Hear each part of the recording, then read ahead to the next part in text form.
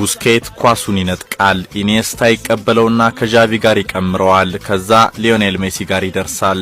አርጀንቲና የጥበበኛ በማራኪ ሁኔታ ወደ ጎል ይቀይረዋል።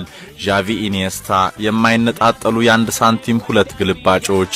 እነዚህ ሁለት ኮከቦች እንደ ሮናልዲኒዮ በኳስ አይደንሱም። እንደ ቤካም ረጅም የተሳኩ ክሮሶች አያደርጉም።